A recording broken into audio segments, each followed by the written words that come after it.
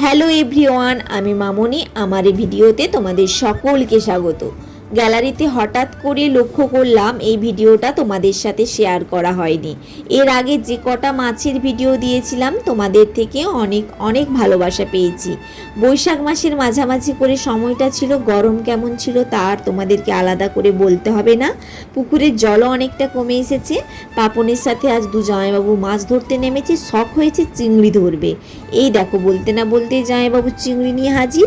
এবার দেখা যাক এই খেয়েতে কটা চিংড়ি উঠলো।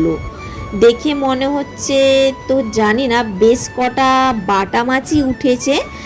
আর এই যে দেখছো, এই সাইপিনাস মাছটা জামাইবাবু পেয়েও ছেড়ে দিল, কেন তা জানি না। আচ্ছা যাই হোক, পুকুরের চার কোণে চারটে আম গাছ কলমে করেছিল, তার মধ্যে থেকে দুটো গাছে এবছর দেখছি আম হয়েছে। আমরা সবাই এখানে আছি দেখে ভাগ্নি আর শ্রেয়ানও চলে এসেছে। বাকিরা যারা মাছ দেখছে তারা আম গাছের ছায়াতে রয়েছে। এই দেখো কি কাণ্ড, এদিকে মাছ জমিতে লুটোপুটি খাচ্ছে আর দিদিভাই ওই মাছটা ধরারই চেষ্টা চালিয়ে যাচ্ছে। শ্রেয়ান এদিকে আমার আরেক ননদের কোলে বসে জবা ফুলের পাপড়িগুলি ছিঁড়তে ব্যস্ত।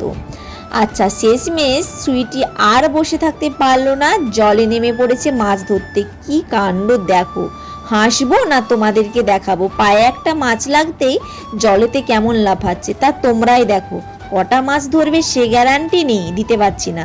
যাই হোক বন্ধুরা, এই ভিডিওটি স্কিপ না করে শেষ পর্যন্ত দেখার জন্য অসংখ্য ধন্যবাদ।